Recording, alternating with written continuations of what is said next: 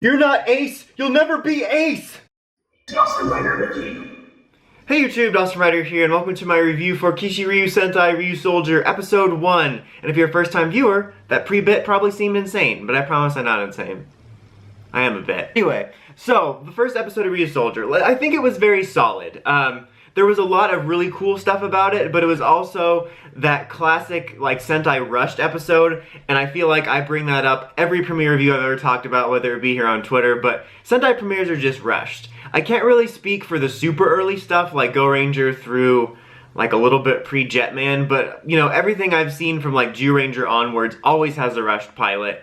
And it's kind of a frustrating bit with Sentai, I think even more so because Sentai has like 45 to 50 episodes, and I've seen series with like 7 episodes that will take their time with the pilot. I just feel the pilot's kind of special in a lot of cases because it's a good way of getting you into it, and this premiere works for a lot of people. Like, this is kind of a taste thing where that doesn't bother some people, but for me, like, a really solid pilot will really sell me on the series, and it's always so rushed. It always takes me a while to really get into the Sentai because it's just, I don't know why it has to be so rushed. I wish they could just take their time. I don't know why Japan hasn't heard of hour-long premieres, and why they have to sync up everything with toys. But let's get into the episode itself, and I'll do a little mini rant about that at the end just so I don't bore you. But let's start with the things that I liked. I feel that the night vibe and the night theme sort of overwhelmed the dino theme, which is a good thing. And that could be more balanced in the future. We don't know. There might be some times where we feel the dinos more. That sounded weird.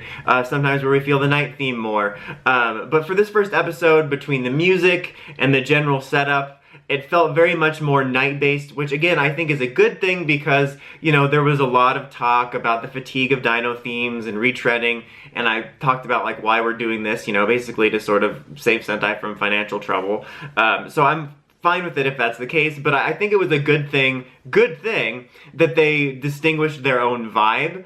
There's something else I want to talk about that's a bit of a positive and a negative, but I really liked that. I mean, the dinosaur theme basically felt incidental of like, it's this order of knights that existed since the time of the dinosaurs, and they created these, like, the mecha, the Zords, based off dinosaurs because of that, and it's kind of the culture around it. But I like that it felt more night-based.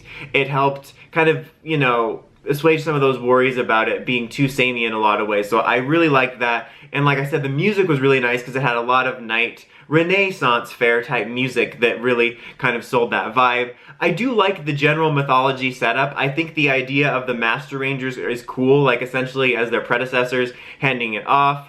The way that the swords was handed to them and kind of used as the, you know, the totem for their powers very much felt Lost Galaxy-y as a technical term, which I really liked. I like the kind of mythology of, you know, the Order of Knights, and then, like, they create, it's kind of creates a situation where the villains are after this power, so they're kind of causing the problem, but anyway, I mean, they didn't cause the initial problem, but they're not helping. Anyway, but like the way that they said they created like this advanced, you know, the Kishiryu, it kind of reminded me actually a little bit of O-Ranger, of like this ancient civilization that happened to create something that was kind of advanced and powerful. So I thought that was super cool. I liked that bit. I mean, I think the fight scenes looked really cool. The fight scenes looked good. It was like the same thing. Especially, which a lot of people are talking about, rightfully so, the mecha battle at the end was really awesome. I mean, we got to see in the trailers how, like, mobile the Kishiryu O is, or the 3-night version was what we got in the premiere. But it really is cool, and I hope they keep up with that because having such a mobile suit where it does these acrobatics and stuff was actually just super neat. It was one of the coolest mecha fights, I think, in general, but especially for premieres. So that was super cool. I liked that. And again, I say I hope they keep that up because oftentimes, especially in recent years, they'll usually do something kind of neat and unique for the first mecha battles in the first couple episodes, and I always say, like, this is cool, it keeps things fresh, hope they keep it, and then that episode 5, it just is like, finisher, you know. We did get some kind of cool acrobatic stuff with, like, Good Cool Kaiser, which was like surprisingly neat. But yeah, I hope they keep that. I think it really adds a lot of energy to it. It was super cool. But again, I felt this episode was pretty rushed, and I think it didn't need to be, because with the Master Rangers, I have 2 points with the Master Rangers that kind of contradict themselves. The first point is that basically like go one way or the other for these ideas, but since you have the Master Rangers as the already established Ryusoulgers, I think it's the perfect vehicle to sort of check the boxes of, hey, let's show off the toys, and then you can still have that and then you can still allow the origin stories of our main characters to breathe, so I don't feel like everything's so rushed. I think that was the perfect setup, and it was kind of wasted by them immediately handing it over. And I think that having this be so condensed also made me not really feel much when the master characters were killed. I mean, I think it would have been cool to have them around a lot longer, like maybe for 5 episodes or maybe the first like quarter arc or something, and then really add weight to it, and then you add this cool mentor role presence, like each having their own mentor, and maybe like cross-mentoring sometimes. Like, I don't know. I think that was kind of a wasted opportunity, and I didn't really feel anything about it. I think that it could have at least ran 2 episodes.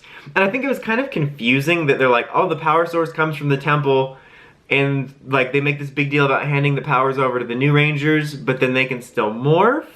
And then when the power is destroyed somehow in the temple, they lost access to it, but now the souls of their masters power the souls. So I'm not confused about, I mean, like, how's that possible? But also, like, so how are Green and Black still transforming, as we saw at the end of the episode, if the power is cut off? And I watched the episode twice. Did I miss the scene where they destroyed the something in the temple? Like, the temple still seemed intact. Was it like an orb? Do they have to go to Phaedos to get new powers? Like, what's going on? Like, I don't know. It was like, it made sense, but also I felt there was some gaps that kind of bothered me in that. Like, what's in this temple that causes the source? And like, why can they still morph? That didn't mean to rhyme. I'm a poet, I didn't even know I rhymed those words.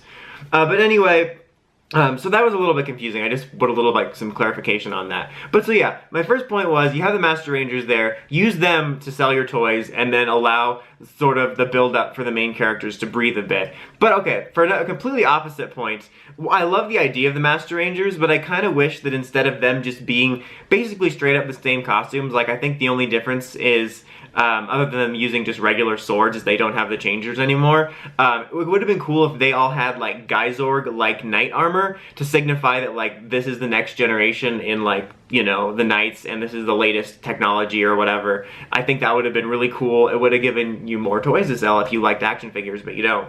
But I think that would have been cooler. Like, again, that's a completely separate point, divorced from my first one about, like, using the original Ryusoulgers to sell the toys. Speaking of, something else that kind of bugged me, like, I know we have to put up with the toy commercial of it all, but this one felt like they were really trying hard to sell it. Like, within the first 3 minutes, they were already, like using the Ryusouls and showing us how to use them, and I felt it was really shoved down our throats. And I also feel like they transformed like 15 times in this episode. I'm like, well, pick a lane, morphed or not morphed. Like, what are you doing? Is it Torf and Mime or is it not? It was kind of just insane. I feel like they morphed a lot. And I feel like it just really brought together how rushed it was that at the end we had to do the full-on morph sequence and roll call. Like, why? It just seems so awkward. Like, you're on a mission now. Okay, cool. Let's morph real quick and pose. So that kind of bothered me a little bit. It felt like, again, we're used to this in Sentai and Rider at various degrees throughout the series about it being rushed. But I felt like in this episode, I really noticed it. Like, there's times where I kind of notice it, but then I pull back and I don't notice it. But in this one, as soon as I noticed it, I couldn't stop noticing it. Especially on the second rewatch, I'm like, dang, they're really trying to sell those souls. That sounds like selling your soul to the devil. Still in the cage with Michael and Lucifer. You know how it is. So yeah, that bothered me just a little bit with the rushed bit of it all. I did like that how they set up Green and Black at the end, where they're like, long ago these two were basically a part of the Order, and then the Order never came out, even though it was the movie the Power Rangers fans have been waiting for. That, you know, that they left, and they said some time ago. What some time ago? Was it January? Was it like thousands of years ago? I kind of like the idea of it maybe being, you know, a few hundred or thousands of years ago in the Order, and like you have these two Knight factions just continually passing on generations of new Ryusoulgers on their own. Because, you know, I presume that these two are the newest iterations. Again, I don't know how their powers didn't get cut off, unless somehow their masters were also killed and they passed on their souls to them. But I like the setup for that in, you know, adding to it, like, we knew Green and Black were going to join them later on, but I like the way they did that. So it's kind of like you have this team of 3 adding a team of 5, but then they were always a team of 5 originally in the old past. That's just the only kind of past. You know what I mean. Also, I really like that even though I feel I kind of wish the mecha would have debuted next week, in terms of just the first mecha debuting, I like that it was this full-on combo, because I was a little bit bugged by that Red seemed like the primary, and then this just, it's basically like the same as Red, just with different sleeves, you know? But I like that this kind of just signified this as like the main thing, and I like that we actually got this debuted first, because I honestly thought we were just gonna get T-Rex first, and then like this combo would come episode 2 or 3. So I was happy with that. It's like a small thing, but I liked that.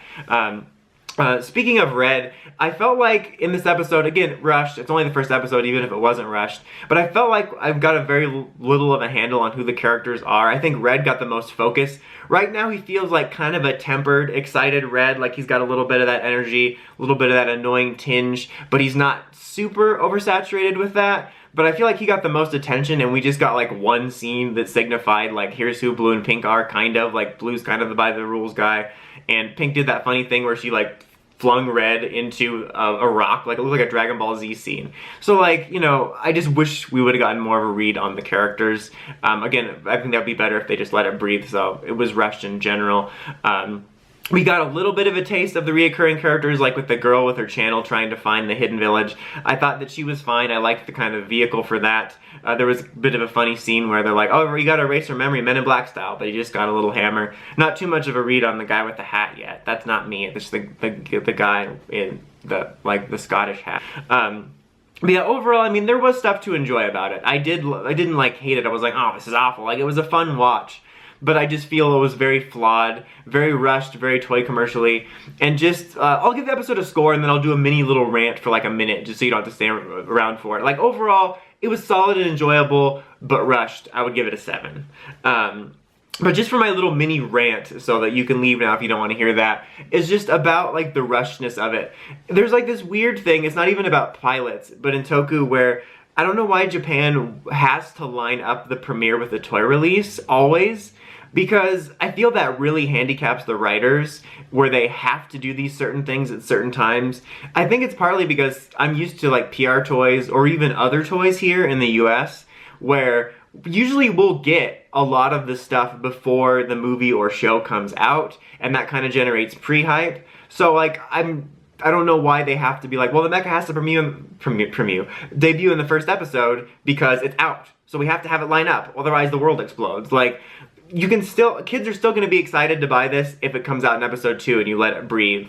And I think, like, I kind of get that in a way, because when I watch something and see the toys, I'll be like, oh man, that's really cool, I want to go buy the toy for it now. So I get that line of thinking, but you can have like the double whammy, where like episode 1, you don't put the mech out yet, because you want to let it breathe a little bit, make it feel more natural. Kids are still going to see this and be excited, they saw it in the opening, they'll buy it. Then episode 2, 3, the mecha debuts, you get the second wave of excitement. Because I've seen that a ton here with toys, not just PR, but like with movies or TV shows, where there'll be some toy line that comes out and then something will premiere and I'll notice like the figures are cleared out. Like, I've had that happen to me a couple times, where I'll be super excited about a toy line and I'll be kind of mulling over a figure or a toy purchase. I'm like, I don't know if I want this, maybe I'll wait for a sale. And you know, I'll come back next week and get it, and then the movie or the show will premiere and I'll come back and they'll be sold out. So like, you get two. You get the pre-hype, and then you get the secondary hype when it comes out. I don't know, that was just a little mini rant, mainly because I feel that having to line up toy sales showing off with the release date is kind of a handicap in the narrative, and that just bothers me, and I thought that was really present in this episode. Like, I think this could have been a really solid, like, basically 2-part premiere, especially after we kind of had that 2-pronged premiere with Lupin Ranger. But anyway, for those of you that stuck around for the rant, thank you for listening to my nonsense of Dawson's rambles within the Dawson Review. But until next time, don't forget to like, comment, subscribe, and of course, climb the steps and ring that bell to get notifications for all my videos. Until next time, Dawson Rider, signing out.